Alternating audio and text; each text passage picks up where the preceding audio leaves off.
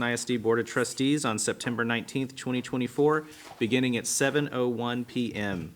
Thank you all for joining us tonight. Our board meetings are open to the public, and we welcome everyone and thank you for participating in public education. While our meetings are open to the public, this is a meeting and we have business to conduct.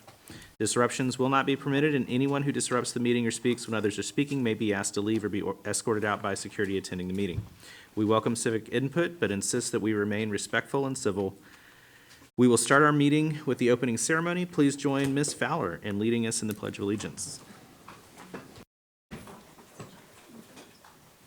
I pledge allegiance to the flag of the United States of America and to the republic for which it stands, one nation, under God, indivisible, with liberty and justice for all. Honor the Texas flag. I pledge allegiance to thee, Texas, one state, under God, one and indivisible. At this time, I'd ask that everybody silence their cell phones and other electronic devices to avoid disruptions to those around you. And we will now have a moment of silence.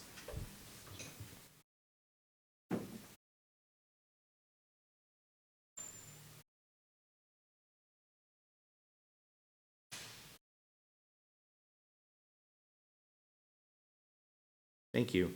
We have no opening ceremonies tonight. The first item on our agenda is a public hearing. The first public hearing report on the Financial Integrity Rating System of Texas. And I'll turn it over to Dr. Smith.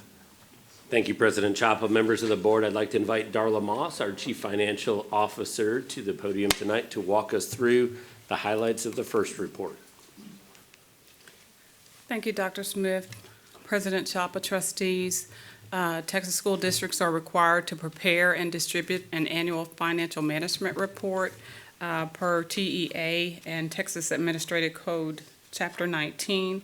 The slides that I will prepare for you tonight, will show and contain some of the requirements or reporting requirements information. Just a few facts about the first report. It was developed in 1999 by TEA in response to Senate Bill 875 of the 76th legislature. It was amended in 2013 by House Bill 5 and passed by the 83rd legislature to include processes for anticipating future financial solvency and directing the commissioner to evaluate the system every 3 years. The goal is to achieve quality performance in the management of the district's financial resources.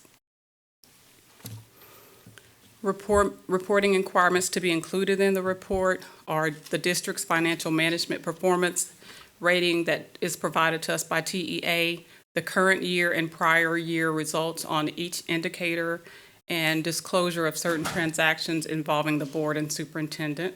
And again, we're required to hold this public hearing, or the board is.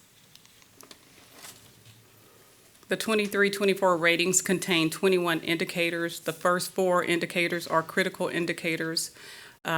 Indicator 5 through 14 are for solvency, and indicators 15 through 21 are financial competence. 19 of the 21 indicators were scored. Indicators number 10 and 15 were not evaluated this year. The ratings are determined on a point scale. 90 to 100 is an A, or superior achievement. 80 to 89 is a B, or above standard achievement. 70 to 79 a C, or meet standard. And 69 or below is an F, or a substandard achievement. And I'll just briefly go over the critical indicators 1 through 4. The district passed all 4 of the critical indicators. Indicator 1 is, did we complete the annual financial audit report and submit it within the 30 days as required? And we received a yes. Was there an unmodified opinion in the AFR or on the financial statements as a whole? Was the school district in compliance with the payment terms of all debt agreements in the fiscal year end? And did the school district make timely payments to TRS, TWC, and the IRS? And the district scored yes on all of those indicators. Solvency indicators, basically that's saying we own more than we owe, or we have more assets than we do liabilities. On indicator 5 and 6, we passed the ceiling. If we failed either 5 or 6, we could not have scored more than an 89. Indicator 7, 8, and 9, we received the full 10 points for each one of those. I won't go through all of the criteria there, but it is indicated in our financial report. Indicators 10 through 14, again, are solvency indicators. 10 through 14, we received all 10 points. I will highlight indicator number 10. It has the asterisk by it. We did receive the 10 points, but it was not evaluated this year for any of the districts. Financial competency indicators 15 through 18, we received a 5 on indicator 15. Again, that is one of the indicators that was not evaluated. The ceiling passed on indicators 16 and 17, and we received 10 points on indicator 18. 19 through 21 are also financial competency indicators. We received the full 5 points on 19 and passed the ceiling on both 20 and 21. On 20, had we failed that one, we could only receive an 89. On 21, had we failed that one, we could only receive a 79. And so the total for the district, we passed all indicators and received the maximum points of 100. The table on the right shows you what our score was in 2023 and as compared to what we received this year in 2024. Indicator 11, which is a long-term liability to total assets, shows that we were sufficient, and that is the indicator that we received the 2 additional points on this year to result in a perfect score of 100. If I could, at this moment, I just want to take an opportunity to thank some of my staff members. Carla Martin is a former assistant superintendent who did a lot of work here for the last 2 years. We've got Bridget Lewis, who is our executive director of financial services and did a lot of work with us. Lisa Phillips is our director of purchasing. Sheena Jocelyn is our budget director. And Sean Guan is our director of accounting. Finance does not work in a silo with this. It takes staff all over the district. I do want to mention Mr. Kelly Horn and Mr. Mike Parkos, that the work that we did with them over the last 2 years was significant in us increasing the 2 points for indicator 11. And then we have some additional reporting requirements. The superintendent and interim superintendent did not receive payment for consulting or other personal services. The superintendent at the time of this report received $1,900 in gifts. This report, again, is for the 12-month period ending June 20 of 2023. Business transactions between school, district, and board members, there were none for our district. And we're required to provide a copy of the superintendent's current employment contract, and that is on our website. Other additional reporting requirements, we are required to report again for the 12-month period ending June 23rd, transactions for the superintendents and board members, and that's a total of $47,999. And that concludes my report. Mr. Chapa? Thank you, Ms. Moss. Open it up. Any trustees who have questions or comments?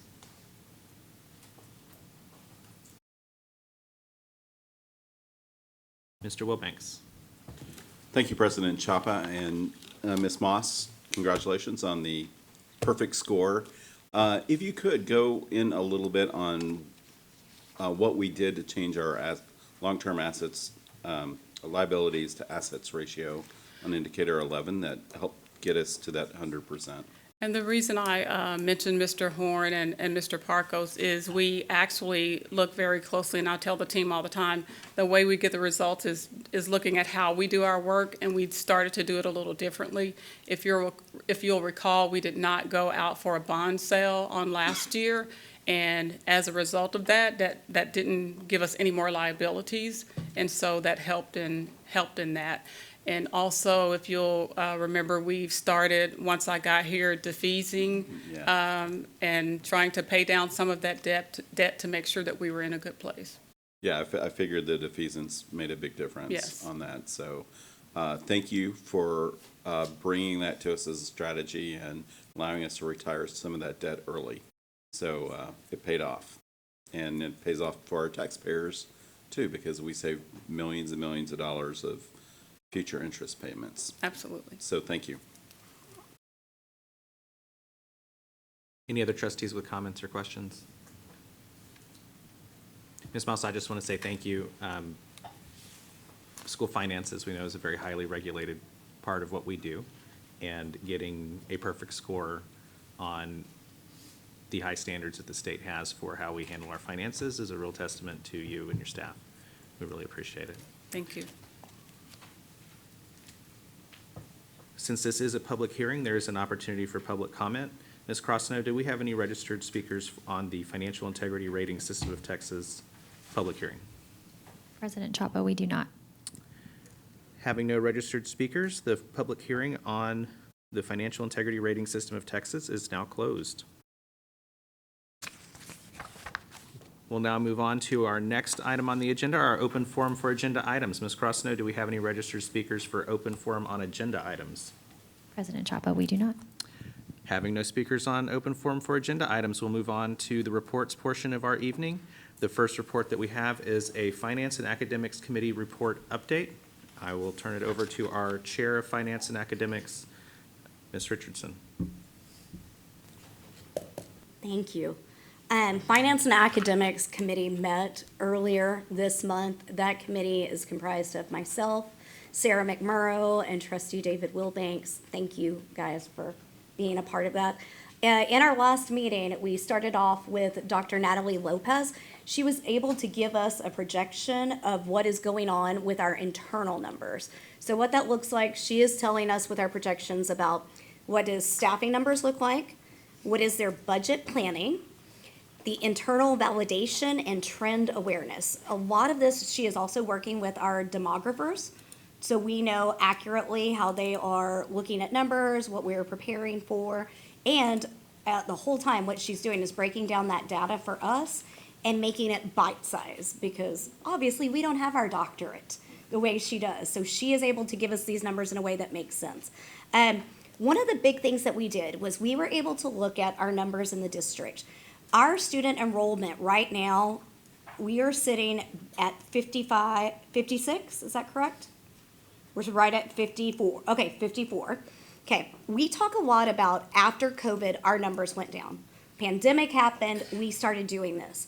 In our meeting, one of the things we were able to go back and look at was the data, and the data shows us that in 2014, we peaked with 64,000 students. That is the highest number we've had. So that right now shows that we are at a 10,000 student drop. That started dropping after 2014.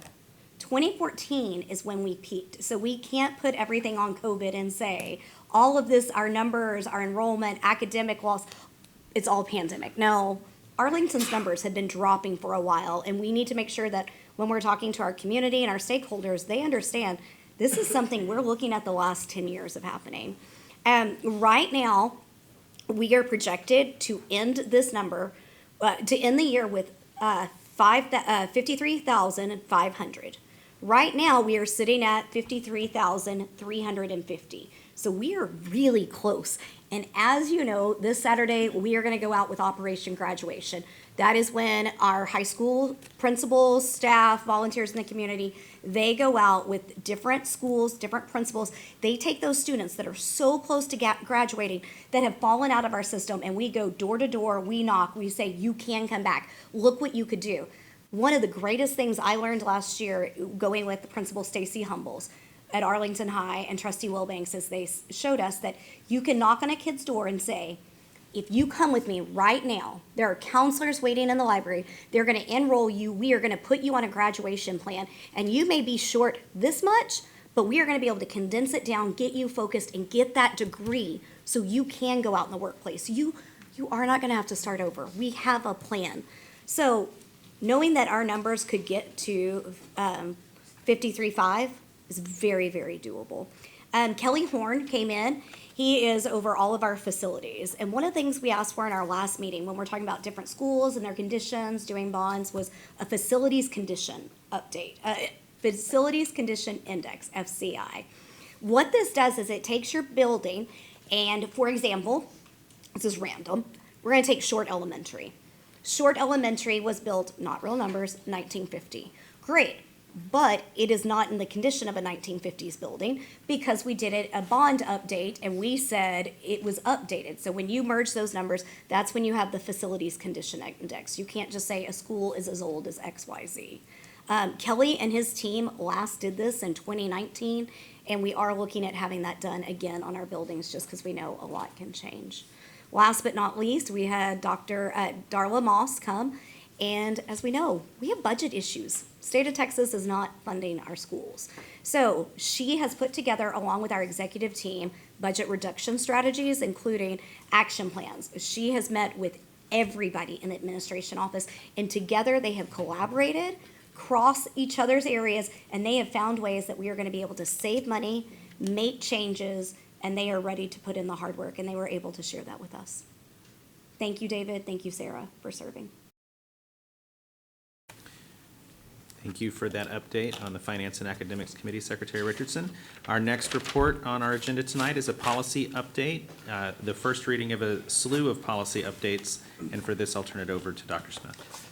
It's my pleasure to welcome Dr. Collins up for her first presentation in Arlington ISD. She's been working with the Governance Committee on some policy updates, and she'll walk you through those real briefly tonight. Again, this is a first reading, so there's no action requested tonight. This is for your information. Good evening, President Chapa, Dr. Smith, and trustees. I'm excited to be here tonight to talk with you a little bit about policy. So as Dr. Smith mentioned, this will be our first reading. The purpose of the presentation is to provide an overview of board policies included in the TASB Policy Update 123, and then 3 additional policies that the Board Governance Committee has been discussing over the last couple of meetings that we're presenting for consideration as well. So just for a little bit more context, TASB Policy Update 123 encompasses both legal and local policy changes and recommendations from TASB, and then the additional policy recommendations. We've been talking about the practice that we have here in Arlington ISD, and so sometimes we need to update policies to reflect our current practice. So the legal and local updates. So you already know that legal updates are about changes in the law. Legal policies are not adopted by our trustees. They are just put into place because it's about legislative changes that have happened. Local updates do need board action to adopt, revise, or repeal a policy, and it should reflect the current practices of what are happening in the district. Just for some context, TASB Update 123 addresses 45 total policies. 31 of those are legal policies and 14 of those are local. So what we have been doing is reviewing those policies. So appropriate staff, including our Board Governance Committee, General Counsel, we have looked together at the legal and the local policy changes. And then administration has also discussed the recommendations with TASB to get some feedback from them. So the legal policy changes, there are 31 of those, and they reflect the changing legal context for governance and management in the district. Because the policies are changes in the law, they're only reviewed by administration, and then we'll continue to review those to see what changes may impact the operations of our district. So for example, if there's a change in education code, if there's a change in administrative code, that might change some language in our legal policies. Oftentimes they're vocabulary kinds of changes. They're small changes, and you can see those in the hefty packet that was provided to you with all of those policies noted. For our local policy changes, we're going to look a little bit more closely. I am not going to read this slide to you, and again, a lot of information was provided to you, including a comparison document. And so the comparison document looks like a red-lined version of the policy, so you can see what's proposed to be taken out and what's proposed to be added into each of these policies. The policies that you see here listed on the first slide are all part of Policy Update 123 from TASB. And then on this second slide, the ones above the blue line are also recommendations from TASB. The three listed below the blue line are recommendations coming out of our governance team conversations. So BE Local is specific to the start time of our regular meetings. That's the proposed change. And so I know we may want to have some additional discussion about the desire of the board regarding that policy. And then DGBA Local and GF Local, because we're making some changes to FNG, it requires some additional changes there with DGBA and GF. So the next steps are that we'll continue to review the legal and local policies. If there are recommendations that you have for additional revisions that you would like to see happen, and then we do plan to bring a recommendation back to a future board meeting for action. So I just wonder from you, what discussion would you like to have about these policies now? And then, of course, we can continue to talk over the next couple of weeks. Okay. Thank you, Dr. Collins. Do we have any trustees with comments or questions?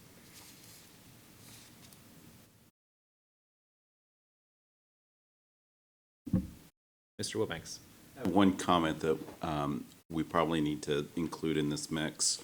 Our chief internal auditor has been looking at updating our policy to align our internal audit department with current IIA standards and has some recommendations. So I would ask my colleagues what would be the proper mechanism to bring those policies changes to the board.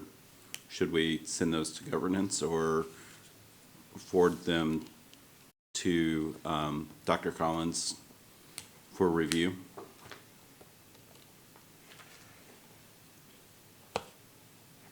I think that would be something to send along to governance.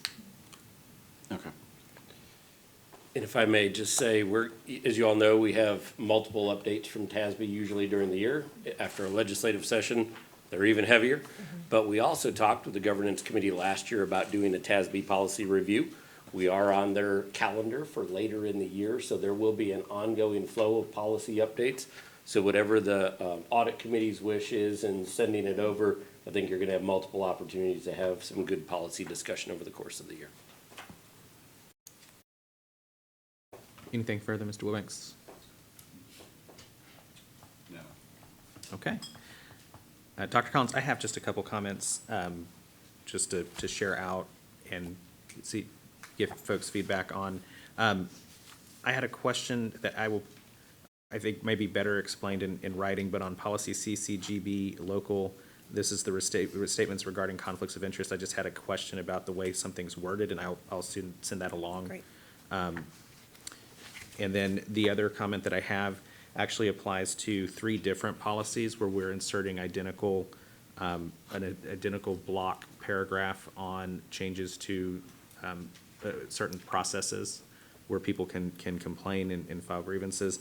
To add, should we add after that, there's a sentence that says, this process is not the place for a party to obtain an advisory opinion.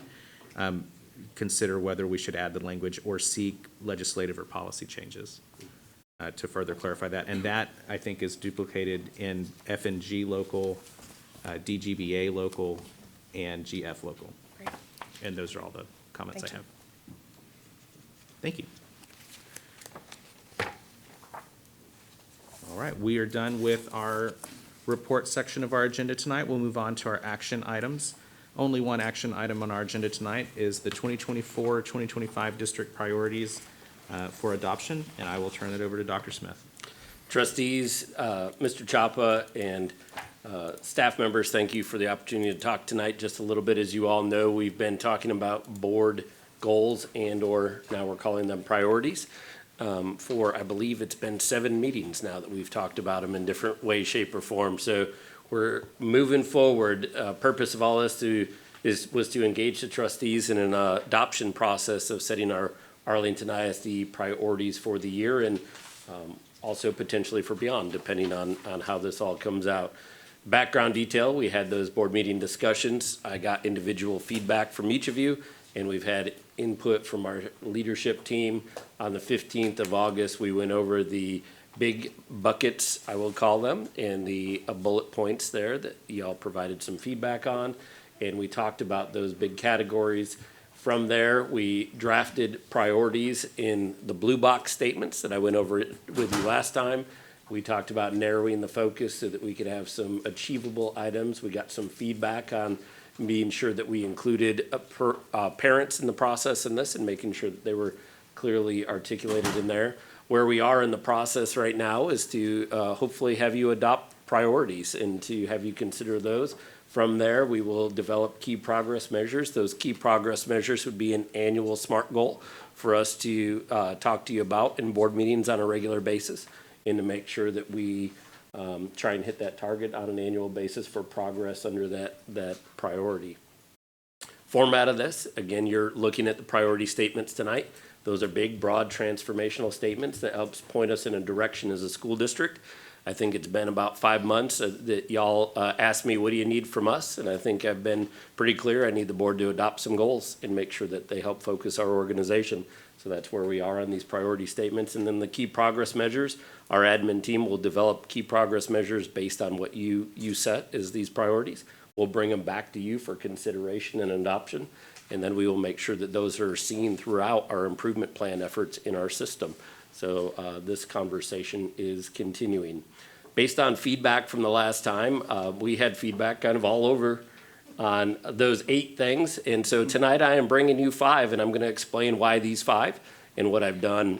First, I want to address Trustee Haynes' feedback. She said that we wanted to very clearly talk about the involvement of families in our system. So you can see that we've reworded some things under the engagement one that says specifically involve families and community stakeholders as valued partners in student learning.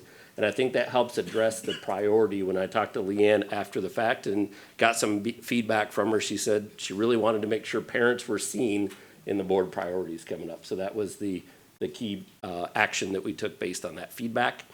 I heard some discussion about the importance of marketing, and we really took a look at this and struggled with this a little bit because marketing might not be the end goal in all of this. The end goal might actually be engagement of the community or engagement of our families. And so I landed on the idea that we could develop a key progress measure in marketing for the upcoming year to really target what we want to do over the course of a year to increase engagement. But marketing itself is actually a strategy, probably not an outcome at the end.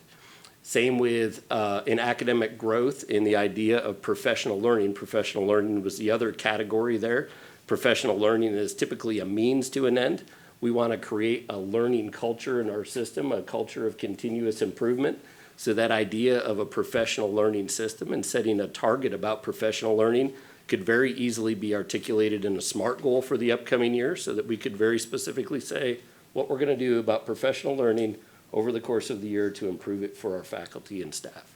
So those were the key actions that I took in helping to narrow down these priorities.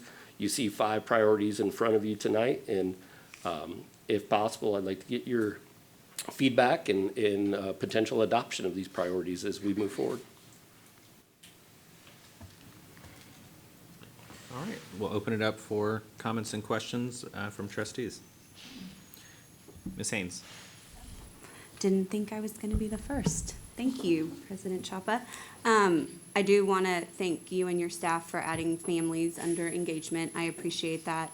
I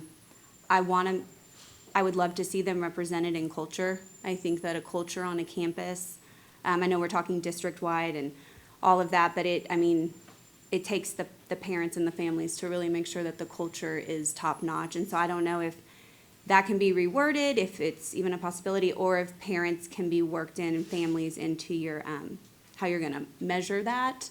I just want to make sure that when we're talking about culture, it's including more than the students and more than the staff, because it's a big picture that does involve the families. So, thank you. Thank you, Ms. Haynes. Ms. McMurrow. Thank you, Trustee Haynes. I think that would be a very good addition. Dr. Smith, I really appreciated what you said about professional learning, and I really like that we can still address something without naming it as an overarching priority. And the work that is done to achieve these priorities is absolutely in your purview as our superintendent and in our hardworking, super talented staff's purview.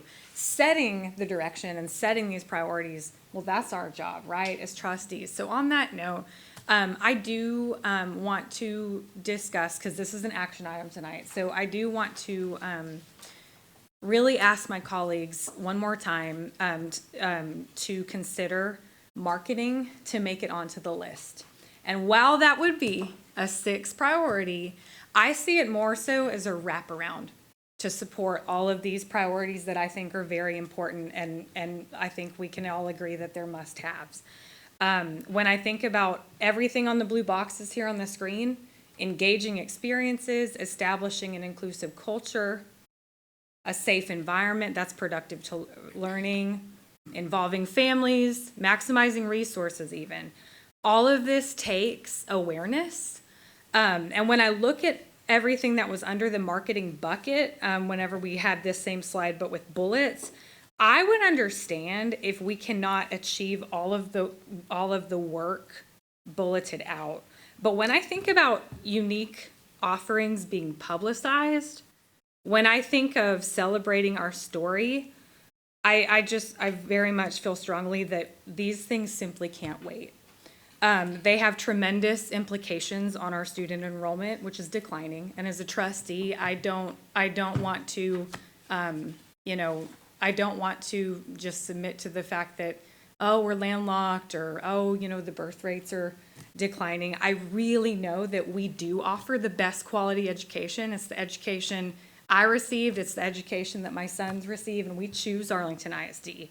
But marketing, celebrating the awareness of these things can't wait, because they have significant implications on student enrollment, attracting and retaining highly qualified staff we know we need to put in front of our kids every day, the true narrative surrounding our public schools in Arlington ISD for all stakeholders, including our local delegation, and most importantly, helping our students realize and maximize their passions and potential.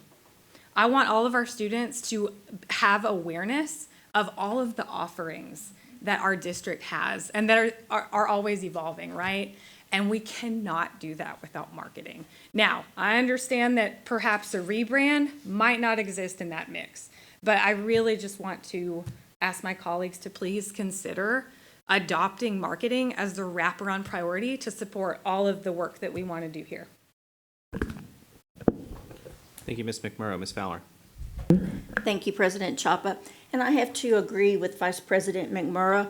I think we know here in Arlington, the gym that we have, the pathways that we have, the end products, we know that.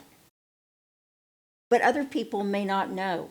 That's including families right here in the district that still don't know about the different pathways that we offer. And so I think the more that we can get the word out, the more that we can kind of brag on ourselves, the better, because we do offer some excellent programs here in AISD, and there are people that are still unaware of all the things that we have. So I agree. I think that we need to put something in here about marketing, because it's great that we want better culture. We want safety and discipline. We want all of these things. But unless we can get the word out through marketing and sharing, we're the only ones that get the benefit of knowing about it.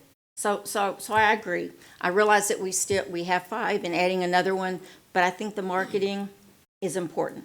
Thank you. Thank you, Ms. Fowler. Mr. Mike. I too have to agree on the marketing aspect. I mean, if we look at it out of a different context and we look at it in a business lens, our business is education.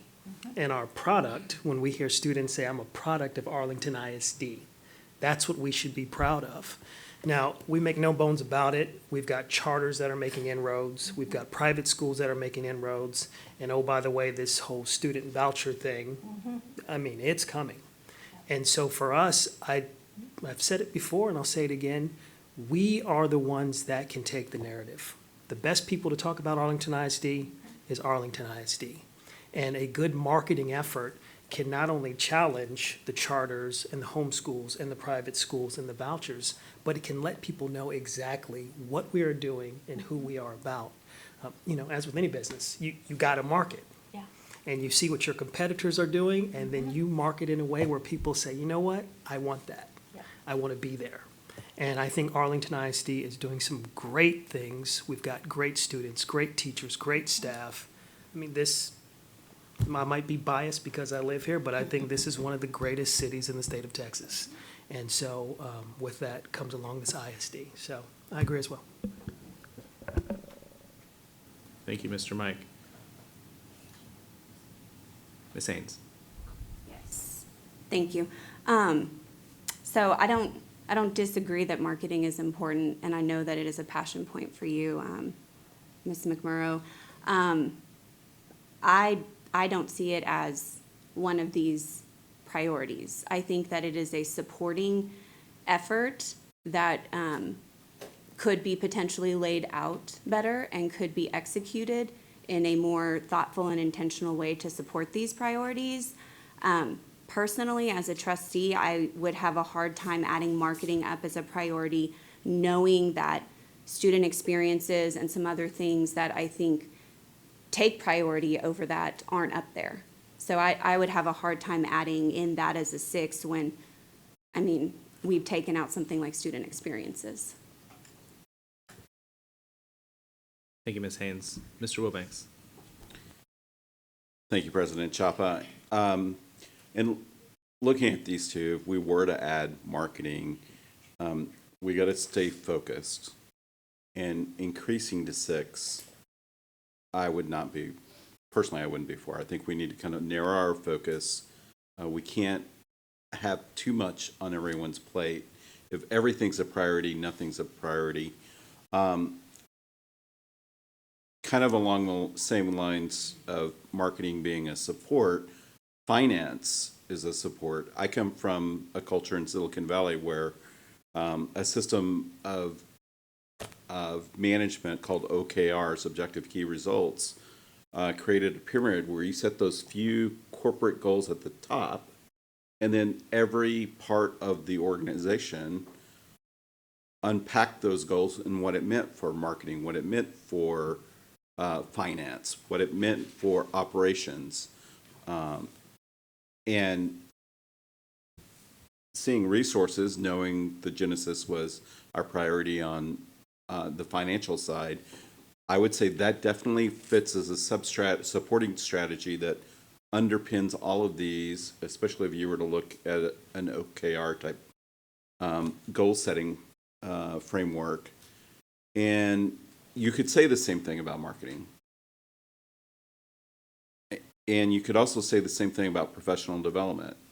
I was going to fight for professional development after, seeing some feedback from teachers and just the need for improvement in terms of professional development. If you look at the Senate education hearing that occurred yesterday, TEA knows professional development is a priority for the state, and legislatively they're asking for legislation to come down the pike in this next session addressing high quality professional development. So professional development is a priority for the state, but I would agree with Matt, that is something that supports. I would like to see us narrow down to 4, my 4 being, again, a product manager. I want to focus on the product that we're delivering, the student experience, but I could live with these. But again, finance, the resource one, that's something that we're committed to each and every year. That is one of our board priorities that we've always had. I don't think we need to explicitly state it here when we're talking about the work that we want Matt to map out for us for the coming year. So if we were to add marketing, I would want to see resources drop down. ideally, I would see both of those as sub-strategies that support all of these priorities.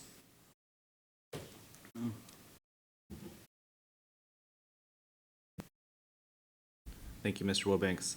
We're going to go to Ms. Richardson. I disagree. Surprise, I know. David, Trustee Wilbanks, I think we keep all five. You know, we went from 7 down to this. I can't imagine eliminating one. But one of the things that made me feel better, because the one that I was really passionate about was the professional learning. And when we talked about last time, it was targeted for need, models effective instruction, peer opportunities, personalized goals, continuous learning improvement. All of these are so important to our teachers. But, Dr. Smith, what I hear you say, especially coming out of the academic workshop we just did, is we can put that into play. That will absolutely be there, and that's actually gonna be something we're gonna look at deeper. I'm okay with the professional development not making it here, as long as you were telling me that that concern is being addressed in another area. I think your question or comment is yes, absolutely. So as you all know, we have a district improvement plan that is going to include many strategies. But the goal for this is to make sure that our board is clearly identifying the ones that matter most, that we talk about most in our board meetings, and that you ultimately hold me accountable for. I believe wholeheartedly that in order for us to have academic growth, we have to invest in professional learning for our teachers. And so I think there's a way for us to structure a key progress measure for the next year on professional learning in our system. And based on the workshop we had tonight, that trust is there now. When you say that's what we're gonna do, I trust you, because the workshop that we had tonight with Dr. Wirtz that he put us through, and that I was lucky to sit at a table with incredible staff members who put thoughtful answers together and showed this is gonna be a continuing conversation. I feel good about that now. Thank you.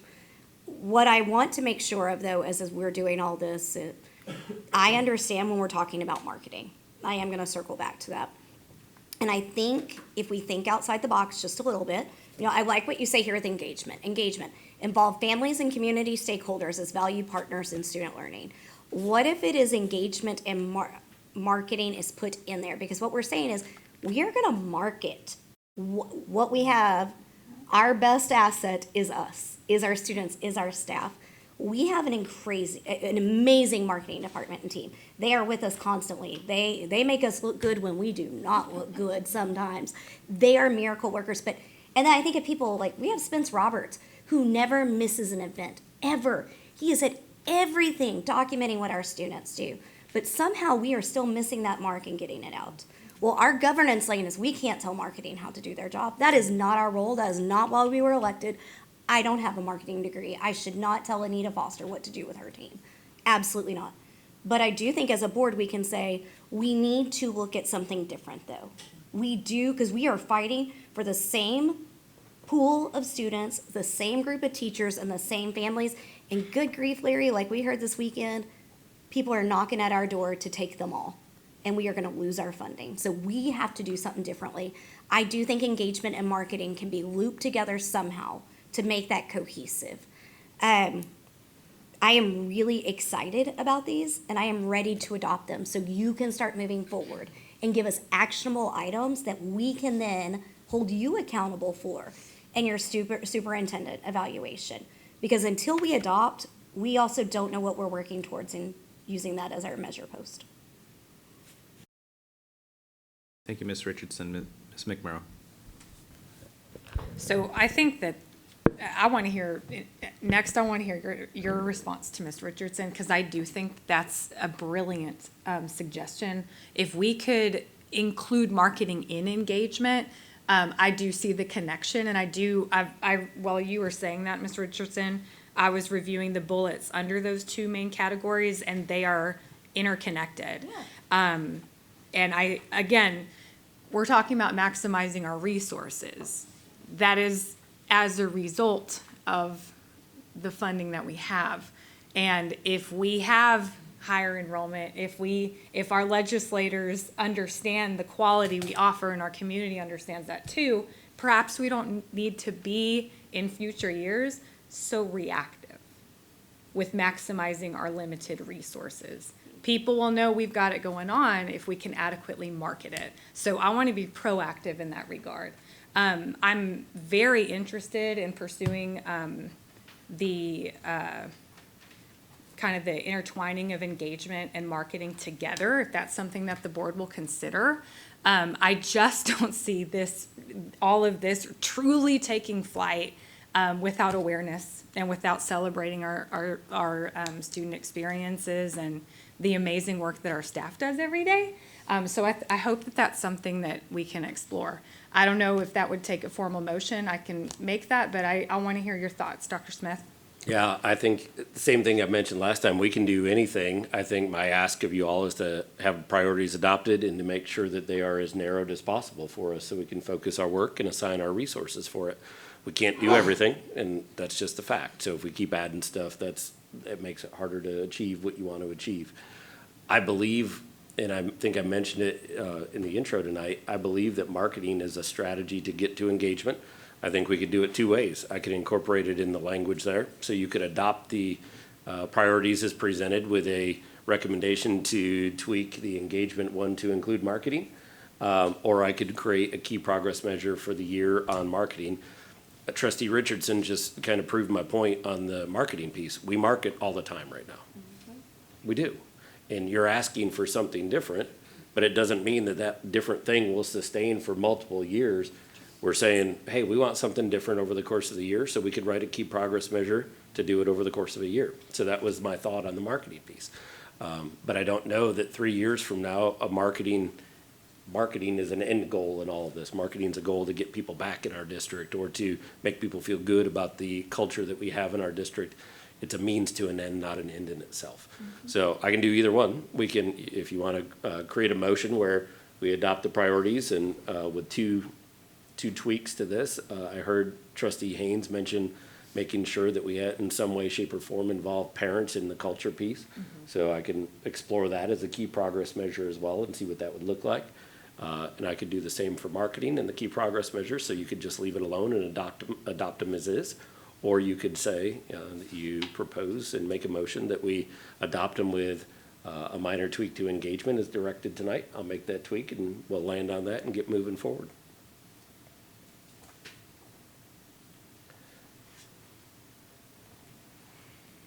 I need you to hear me loud and clear. I agree. All of the things that we've talked about are important.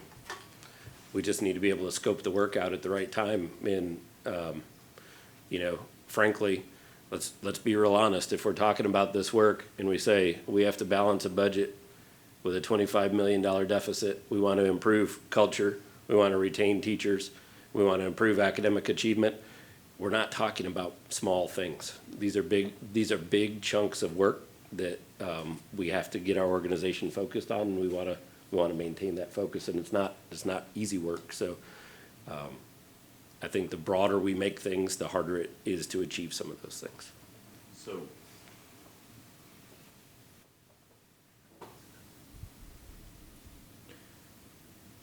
Ms. McMurray, do you have further? Thank you. Mr. Mike. Just real quick, circling back on that Finance and Academics Committee report that I heard that our enrollment has been dropping since 2014. That's why I think marketing is so vital and important to get the word out. We're fighting in one pond for a certain amount of folks. And it is essential that we come out and say what we're doing. We're talking about we're doing big things.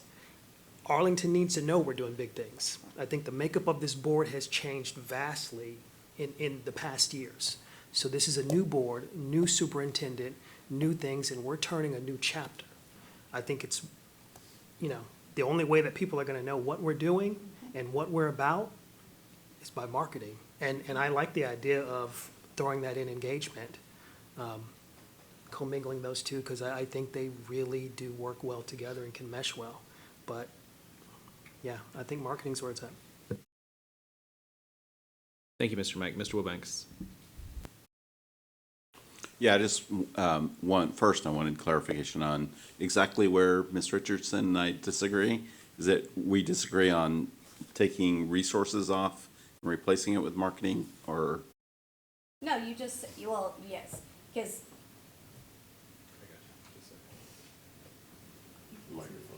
side note, I have to tell you, it drives me crazy that we can't just all have our microphones on and have a group conversation. Like, it's I wish we could all be adults and just have open mics and talk. No, Mr. Wilbanks, where I disagree with you is you said you thought we could cut it down to 4. I don't think we can. I think we leave it absolutely at 5, because resources, dealing with our finances, we can do all these great things in the world, but if we don't have a budget, if we don't have money coming in, then we can't do anything. We can't keep giving raises. We can't keep providing opportunities. So we have to do all these things while maintaining sound fiscal management. So I just don't want to cut down from 5 to 4. That's where I disagree with you. I also don't like Texas Longhorns. We disagree on that. We disagree vehemently on that one. So I think we could, again, do marketing and engagement, and I think we absolutely leave resources. Well, and resources is important, but if I was faced with adding marketing, I definitely would not be for adding 6. I know Dr. Smith would not be for adding 1, increasing it to 6. So we're incorporating it into engagement. I'm fine with the list that we have here. Thank you, Mr. Wilbanks. Any other trustees with comments? Ms. McMurray, I think your mic is still live. Oh, sorry. I just thought that meant I was next. I have one clarifying question for Ms. Haynes, and then I have a motion if it would be appropriate, President Chapa. Ms. Haynes, did you want to incorporate the addition of the language, adding parents in the culture statement? Was culture the only place where you requested that addition? Yes. Okay. Right now, yes. Okay. If it's appropriate at this time, Mr. Chapa, I would like to make a motion. Go ahead. Okay. I move that the district adopt the following priorities: academic growth, as stated, culture with the addition of parents, safety and discipline, marketing and engagement, and resources. We have a motion from Ms. McMurrow. Is there a second? I'll second. I have a second from Ms. Fowler. Is there a discussion on the motion?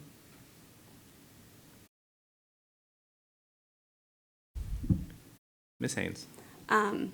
So the engagement tab, are we going to call it marketing and engagement or incorporate marketing into it? Because if it's marketing and engagement, then I want further discussion, because I don't know that I would support that.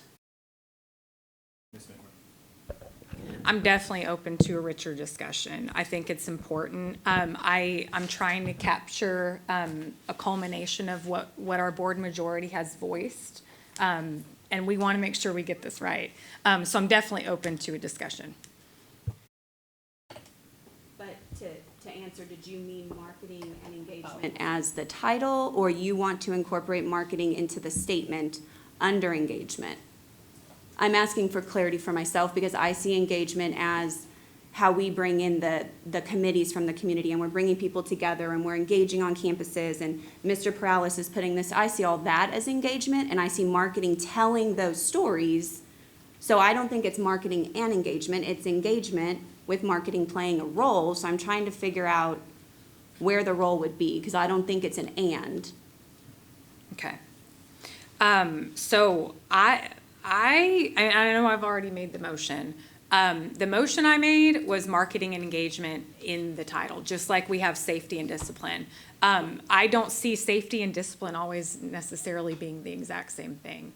I do think, like you said, they are two different things, but I do think they both involve each other. Engagement involves getting the word out. It involves marketing. Marketing involves engagement. And looking at the bullets, specifically uniquely or publicizing unique offerings and celebrating our story, those involve engagement. I appreciate what Dr. Smith said about not being able to do everything, and that's where I think we can compromise, rebranding. I don't think that has much to do with engagement.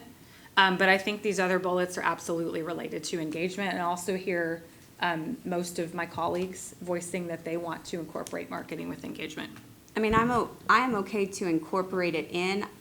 I just don't know that it's marketing and engagement, because we could put academic growth and marketing, culture and marketing, safety and discipline and marketing, resources and marketing. Everything could be and marketing, because marketing supports it all.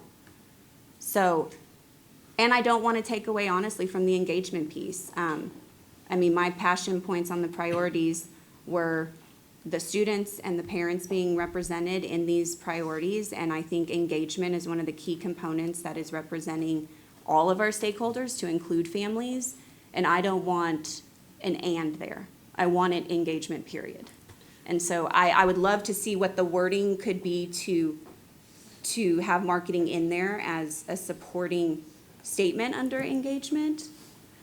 So Ms. Haynes, and as a point of clarification, in procedure, you can move to amend, there's a motion that's pending, that's been seconded, you can move to amend that motion with the change that you would like, and if that were to prevail, then the motion would become your proposal. So if you would like to do that and formally amend the motion that's on the floor, you can do that. It would require a second. May I ask a clarification question real quick before that action might happen? What I'm hearing, Leanne, Ms. Haynes, in your comments is, in that paragraph, in the blue box, under engagement, you're totally good with it, us incorporating marketing in there? 100%. Your concern would be is that top part, just the and piece? Yes. Okay. Yep. And I also heard earlier the ask that you had, it wasn't saying culture and parents, it was making sure that parents were represented in that paragraph under culture. Yeah, I mean, yes, if parents need to be represented in the key progress measuring in some way, that's You'd be fine. fine. I'm not saying it has to be reworded. I just want it very clearly stated how we are incorporating parents into that. Okay, excellent. Thank you for the clarification. Ms. Haynes, do you have a motion, or would you like more discussion on the It's- motion that's I mean, pending? if Ms. Fowler has discussion to add, yeah, for sure. Okay, Ms. Fowler. Thank you. What's your thought if we could add marketing or marketing maybe with the resources? I mean, like marketing and resources. Yeah. I mean, my whole point is, I think when you add the and, it's diminishing from one topic, and not safety and discipline. I know that's there, but they do tend to go hand in hand frequently in everything we discuss, policy and all the various things. They are hand in hand. They tend to be stated hand in hand. We are not hand in hand saying marketing and engagement on a regular basis. And in the district, we're using engagement to mean one thing, not to mean promotional marketing. And so I don't know that we also then look at putting marketing and resources. I don't know that that would tie. I do think marketing could go with engagement, 1,000%.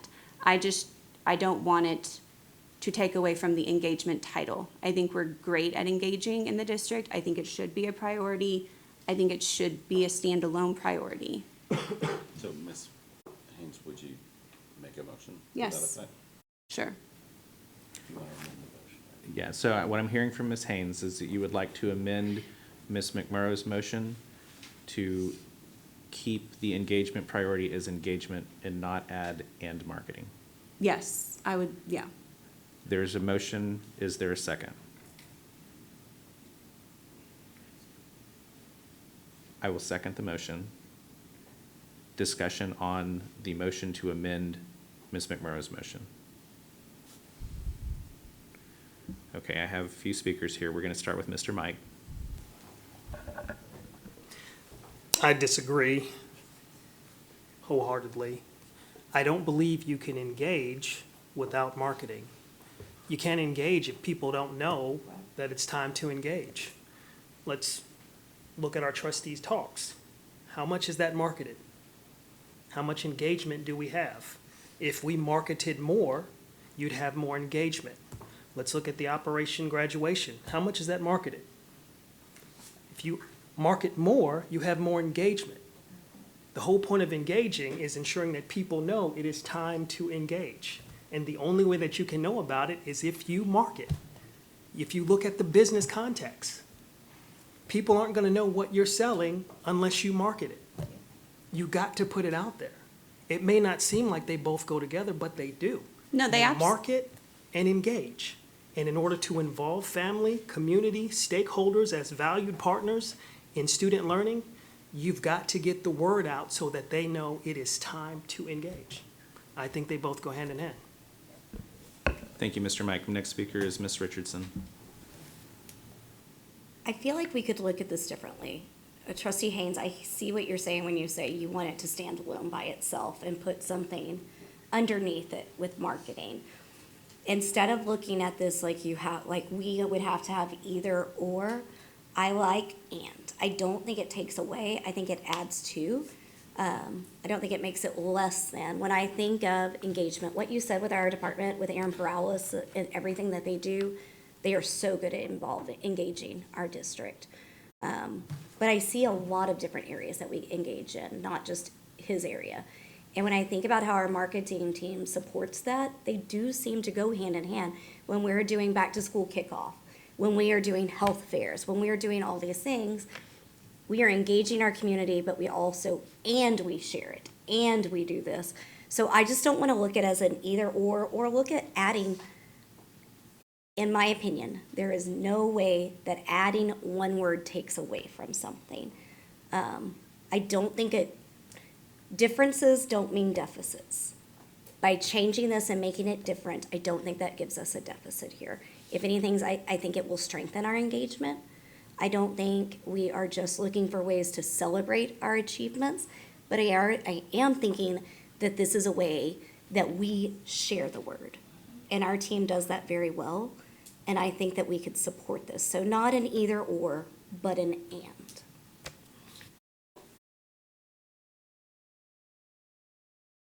Thank you, Ms. Richardson. Mr. Wilbanks. I call a question on the current motion. There is a motion, there's been a call to the question that is privileged. There's no discussion that would cut off discussion. We'll move, is there a second? Not seeing a second, we'll continue with discussion. Ms. McMurrow. Thank you, President Chapa. I want to echo, I do not want to diminish engagement. And I heard you say, Ms. Haynes, that we are doing a great job with engagement. And I think it's so important that we do keep it as a priority. But I agree with your assessment. We're doing a great job with it. With marketing, however, I think that, like Ms. Richardson stated earlier, and you articulated very well, it's time to do some things differently. And so that's why I personally would like the and idea. I want to name marketing as a priority. Thank you, Ms. McMurrow. Ms. Haynes's motion to amend has been seconded as pending. I will insert my own thoughts. I haven't done that yet, but I will at this time. At the last meeting, I was in favor of trying to retain the 7 or 8 priorities that had been presented. Because I think there was a unique place for each one of them, and every person from the dais, more than one trustee, voiced support for each of the 8 priorities that were draft priorities at the last meeting. And now that, there has been a move to go from 8 to 5, I think everybody has been giving something up that they would have liked to have seen as a preferred priority here. And so, that being said, I do appreciate the effort by folks to get their preferred priority back in some way, or a commitment that it'll be a KPI or incorporated in these priorities somehow.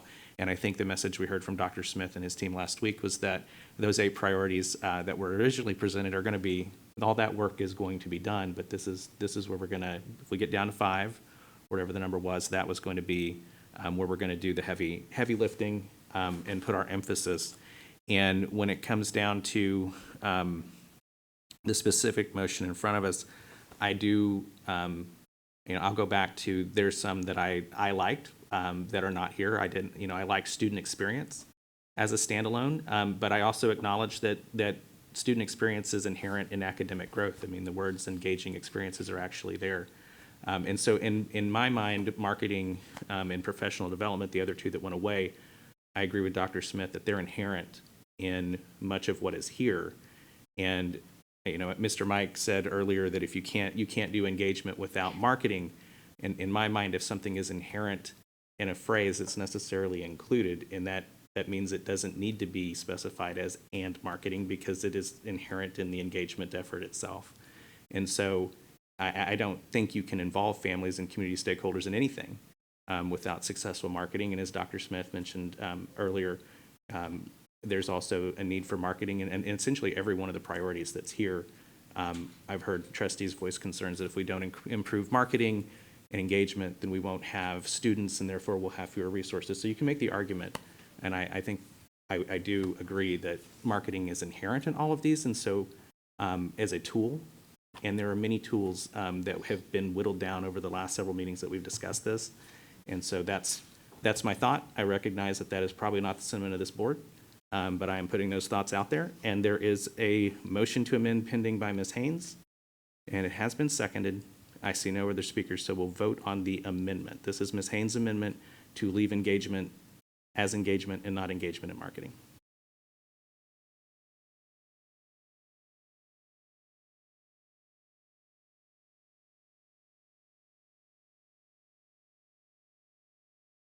The vote is 2-5. The motion to amend fails. We'll now move back to consideration of the primary motion from Ms. McMurrow, which is to ensure that parents are included in culture.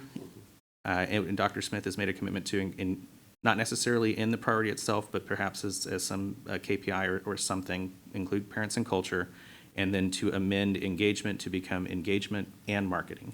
That is the current motion that is on the floor.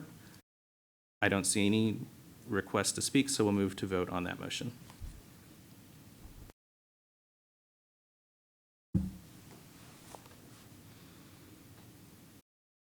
The vote is 7-0, and therefore the motion carries unanimously. Dr. Smith. President Chapa, trustees, thank you. I know that those were challenging conversations, but I think that's important for us because your conversation here also helps us shape our work. And I know that is, we all want to do all of it, and I can assure you that we heard your feedback, and we'll take that feedback and make sure that it's incorporated in our improvement plans. Thank you for engaging in difficult conversation about direction of our district. I appreciate it. Thank you, Dr. Smith. We'll now move on to the next portion of our agenda, which is the consent agenda. The consent agenda is the portion of our evening where routine items are grouped together for consideration at one time. Are there any requests to remove items from the consent agenda? Seeing none, is there a motion to approve the consent agenda? So moved. Have a motion from Mr. Wilbanks. Do I have a second? Have a second from Ms. Fowler. So it's a motion from Mr. Wilbanks, a second from Ms. Fowler. We'll proceed to vote on consent.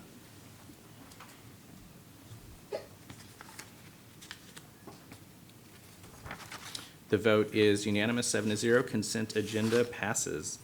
We'll move on now to our open forum for non-agenda items. Ms. Crossno, do we have speakers registered for the non-agenda portion of our evening?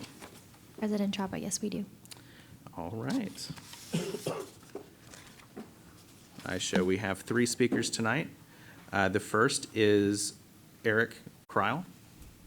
And as you make your way down, Mr. Kreil, I will read our rules of the evening, which I'm sure that you are familiar with. The second open forum segment of our meeting provides citizens with an opportunity to address the trustees on any subject except personnel. This is not intended to be a discussion or debate, and trustees will not reply to speakers. Derogatory comments aimed at individuals will not be tolerated. You will have 3 minutes to speak, and Ms. Crossno will notify you via the buzzer when your time is up. If you have any documents for the board to review, please hand them to Assistant Superintendent of Administration, Dr. Hill, who's sitting in the back. Mr. Crow, you have 3 minutes. Board members, good evening. I'm here to speak to you about something that has been in the news a lot lately, and that's the Tarrant Appraisal District. As evidenced by your August 22nd meeting, if you weren't paying attention to the appraisal district, you certainly are now. This past May, the appraisal district held a historic election, and I say it's historical because it was the first time since its inception that taxpayers in the district were able to vote on placing members on the appraisal district board and give a voice to the citizens whose properties it values. I ran for place 2 against Callie Rigney, and although I was unsuccessful in my bid to win the election, I've stayed involved with what is occurring in the district. And it's upsetting to me for this reason. During the campaign, the contingency of everyone running for a seat on the board who wasn't backed by the Tarrant County Chief Executive was sounding the alarm for what was about to come down the pipeline, and now it appears those warnings have come to fruition. While I agree and certainly in support of the law which placed 3 elected members on the board, I'm in stark disagreement as to the process by which the recent changes to the district's reappraisal plan were proposed and passed. And it's unfortunate that what should be a nonpartisan, apolitical entity has been thrust into the political realm. In a matter of 40 days from the sitting of the new members, the appraisal district made sweeping changes, possibly the largest change of the appraisal district, without ever conferring with its taxing entity partners. Sure, I am aware the chief appraiser went to different cities and ISDs to pitch the proposal and gain feedback, but there was never any real consideration about holding up the plan. This plan was set in motion long before the election was ever conducted. And that's my problem. They never considered how this change would impact this board and this entities and all the entities like you. The appraisal district needs to slow down, talk to its partners, understand the ramifications its actions have on everyone, taxpayers, entities, and the districts itself, and make the decision after they have the data. You know, 2 days after the election, my son was born, so I took some time off to decompress and reset. But I made a promise to myself to see this thing through to the end. I went to the July 22nd district meeting where the reappraisal plan was proposed, and after that meeting, I went home and spoke to my wife, who happens to work for a school district. And after that conversation, I decided that I'm going to keep moving forward in my quest to help solve the district's problems. The district's primary mission is to value a piece of property every year and turn that valuation over to the entities so that you can do what you do, set your budget and determine your rate to meet that budget. It is not to be involved in tax policy, although it certainly has an effect on tax policy when setting values and administering tax exemptions. Get the data correct, get the values correct, administer the exemptions. That is the district's primary purpose. I've been speaking to various entities throughout the county to gain support for a nomination and appointment to the TAD board. I have no political axe to carry. I'm just looking to dedicate my time and energy to addressing the problems and working with district partners rather than creating additional problems. I thank you for your time. Thank you, Mr. Cryle. The next speaker on our list is Chris Dobson.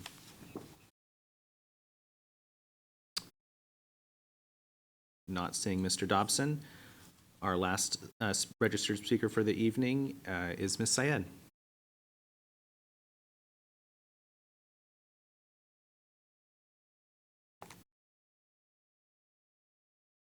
Ms. Syed, welcome back. You have 3 minutes. Good evening, trustees, Dr. Smith. I will tell you something very important, how to increase the enrollment, but after my 3 minutes are done, not now. I am running for TAD. I am already nominated by one of the taxing entity along with Ms. Gloria Pena on Tuesday, and I'm seeking your nomination. So you all got the letter from TAD, the nomination letters, and I believe you have just one meeting, the regular scheduled meeting before the deadline is October 14th. So your scheduled meeting is October 3rd. And once October 14th is over, by October 30th, Chief Appraisal will assemble the ballot and send it to all taxing entities. And because Arlington ISD has 406 votes, and sorry, you got lost, dropped from 453 to 406 this year, but that's 8.1158% stake on TAD board. It's over 5%. So you have to vote in first 2 scheduled meetings of November, that is November 7th and November 21st. And if you do not vote it in that period, your votes will not be counted. So those are the deadlines need to, and I was thinking it's my responsibility just to remind new trustees on the board, Mike. So my resume is right in front of, I believe, all of you. Please consider me as your nominee. And I am the product of public school. My husband is a product of public schools. My kids are in public schools. And I do support public education because, and only by public education, you can make a change in this world and your life as well. I'm seeking your nomination. Hope to get it in next meeting. And I will be very happy to represent Arlington ISD on TAD board. Thank you very much. Thank you, Ms. Syed. Having no more speakers registered for non-agenda forum, we'll move on to the superintendent's report. Dr. Smith. President Chapa, members of the board, I'd like to share some information of exciting news that's happening throughout our school district right now. Sunday marked the official start of Hispanic Heritage Month, and I was excited to get things kicked off Monday morning by visiting Wimbish World Language Academy. It was a great way for me, staff members, and board members to get into the spirit by seeing students dressed up and dancing, getting to listen to an outstanding mariachi group. I want to thank the staff at Wimbish for putting on the event at North Davis Church of Christ I want to thank the staff at Wimbish for putting on the event and North Davis Church of Christ for being such a great partner for that school. We talk a lot about the outstanding opportunities of our P-TECH programs throughout our district, and that often impact students once they leave the district. But 2 Bowie P-TECH students got that opportunity while they're still in school, and they earned part-time jobs at Dental Health Arlington. Seniors Juan Guzman and Ivana Joby earned the opportunity not because of their own hard work, but also because of the impression fellow Bowie P-TECH students made with their work at our back-to-school kickoff event. That's great for the duo, great for the program, and we know it to be great for the dental office as well. Thank you to the Texas Rangers, the Rangers Foundation, and Corey Seeger for donating their time and resources to help our students in the Families in Transition program.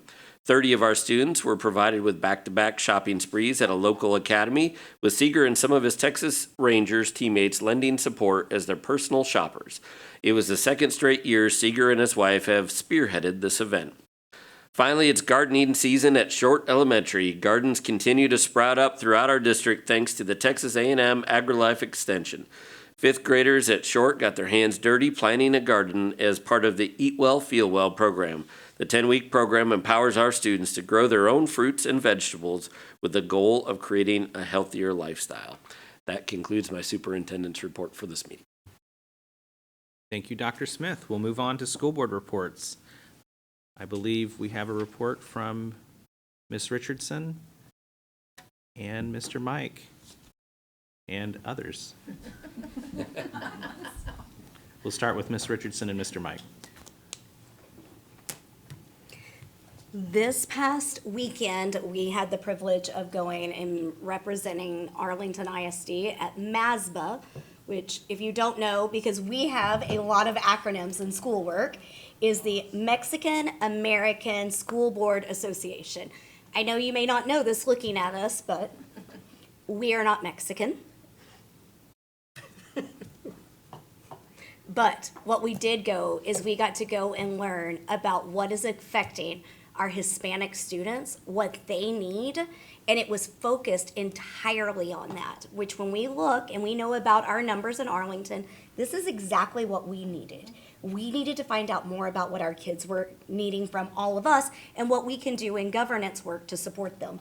We heard from Sonia Nazario, is that right? That sounds right. Okay. She is a famous journalist. Her book, Enrique's Journey, won the Pulitzer Prize in 2003. We bought copies of it, but it's not just an adult book. She does a kid's version as well, and it talks about this young man's journey. She was outstanding. She has been to the border. She understands the crisis that's going on. This was her with us. We were able to be with Lori Tays from Denton ISD.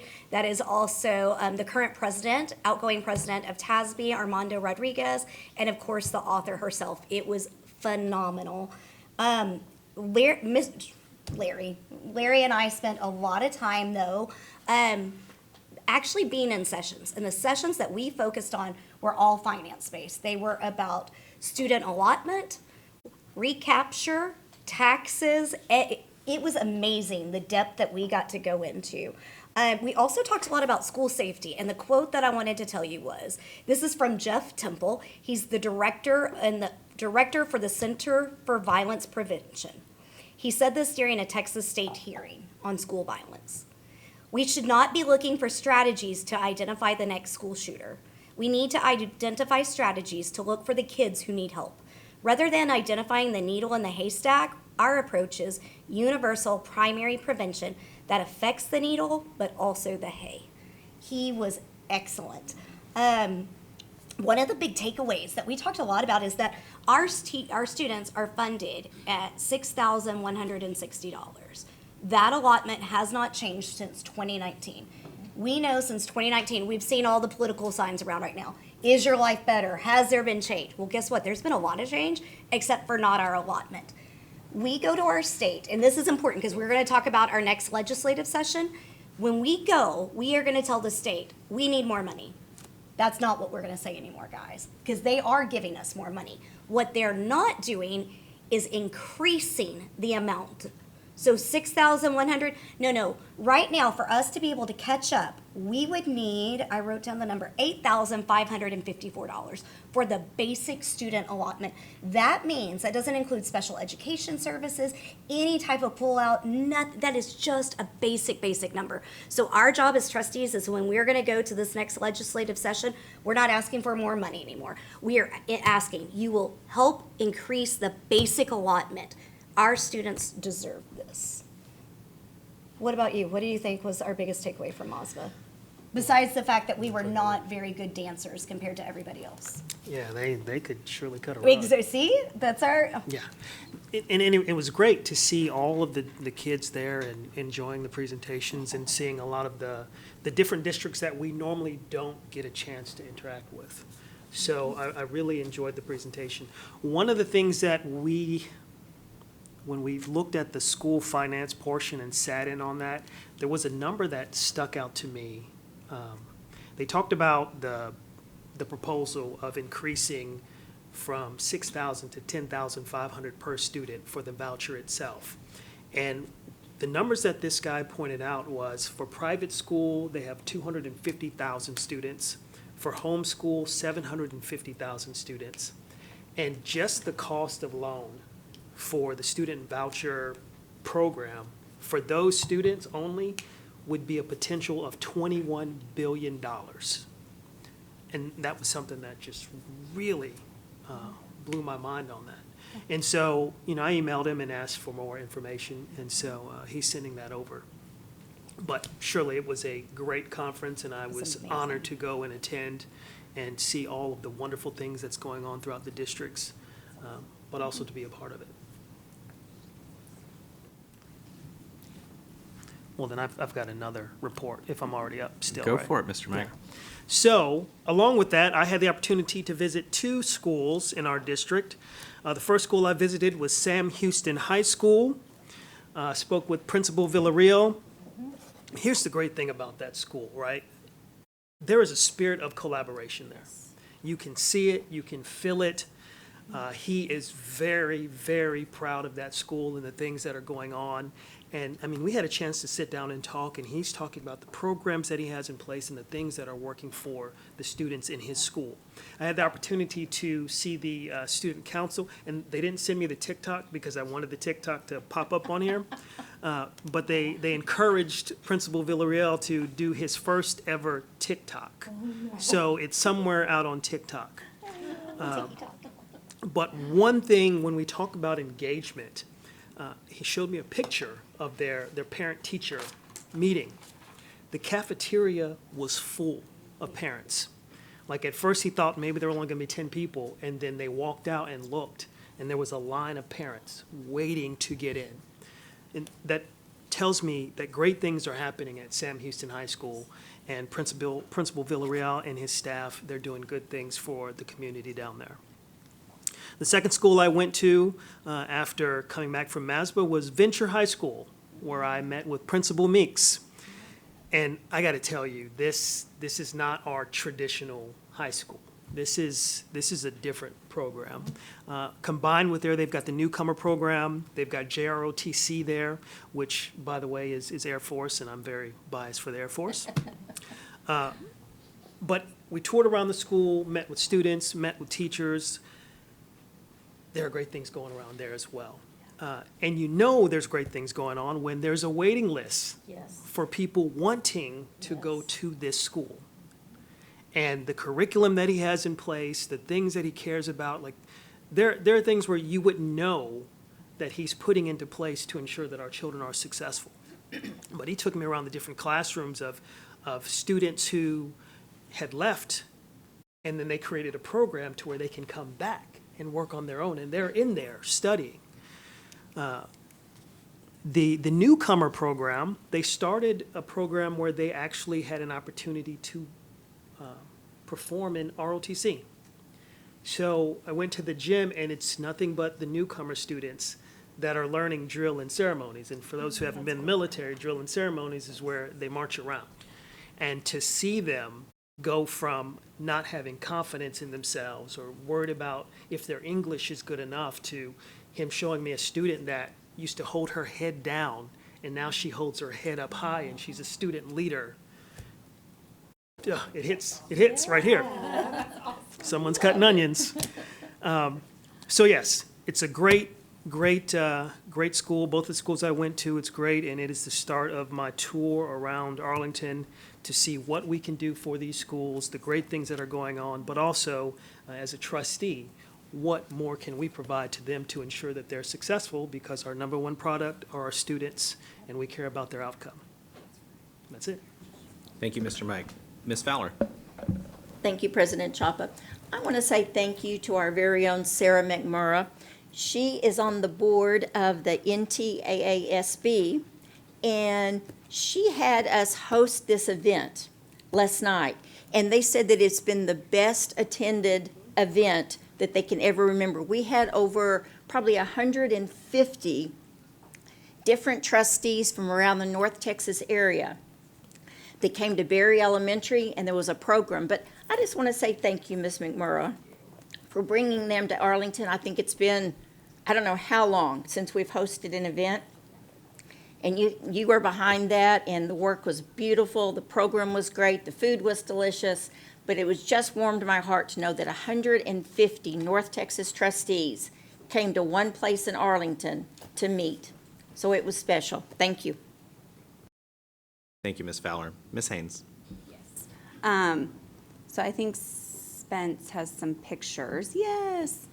So this is Girl Scout Troop 3500. They are Girl Scout cadets. That's Girl Scout speak for freshmen in high school. The troop consists of 6 Girl Scouts. 5 of them are Arlington High School freshmen.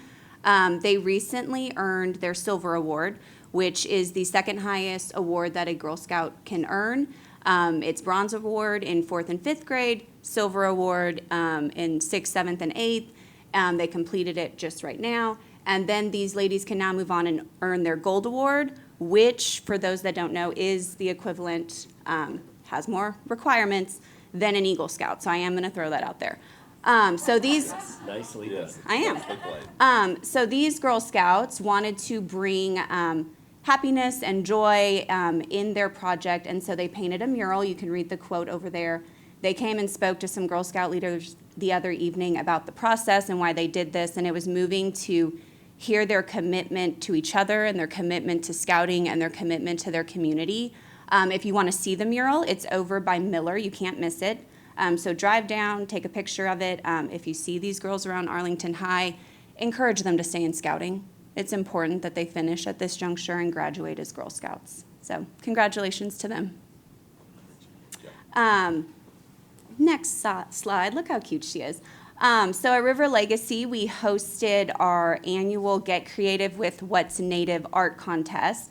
We had 121 entries from all over the state, and one winner from each grade level category was selected. So there was a preschool category, K through 2, 3 through 6, and then junior high and high school.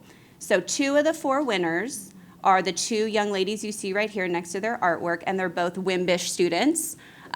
We didn't know this when we took their entries in. We don't ask for the school they attend because it's a statewide contest. So when I saw Wimbish post that these 2 young ladies had won, I thought it was important that we shout them out here because they beat out a lot of really, really good artwork from all over the state. So just wanted you guys to see what they created. Super proud of them for doing this. Thank you, Ms. Haynes. Ms. McMurrow?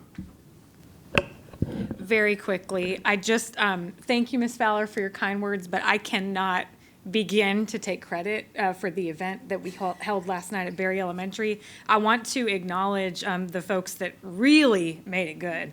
And in fact, so good that we could not have pulled it off at all without our amazing staff. So thank you very much to Samantha Crossnow and Priscilla Acosta. They were the glue between what NTASB needed and what actually needed to happen. So I truly appreciate their service. They're very behind the scenes, but man, they work hard and they're great communicators and they have a heart for kids. The whole entire Berry Elementary staff, led by Miss James, she was the smiling face when everyone came into the building. And the most special thing about Berry and all of our new campuses, it's not the fancy facility, it's the folks within the school. And that was absolutely, shining that evening, and it is every day. Kelly Horn and his staff, Mr. David Lewis and his staff, and of course, our Chief Finance Officer, Darla Moss. She was one of 4 chief financial officers represented from Regions 10 and 11 to sit on a chief financial officer panel regarding demographics and school finance. So everyone, when they were leaving Berry, they were complimenting Ms. Moss and her insight, and I think everyone learned something new. And so that was a really powerful evening, but I absolutely cannot take the credit. I'm thankful to all of my colleagues and our superintendent, Dr. Smith, for showing up and showing out as well. Thank you. Thank you, Ms. McMurrow. Seeing no other trustees requesting to give a report tonight, we'll move on to items to consider. Ms. Secretary, do we have any items to consider? We do. Trustee Wilbanks would like to add the IA standards to governance and audit discussions to later be adopted into our local policy. We are also going to amend our policies from Dr. Smith. Trustee Haynes would like us to add the word families to the culture box to read improvement for all students, staff, and families. Vice President McMurrow would like to add marketing to the engagement block title, and that is it. Thank you, Ms. Richardson. Seeing no other items on our agenda and no requests to speak, it is 8:32 and this meeting is adjourned.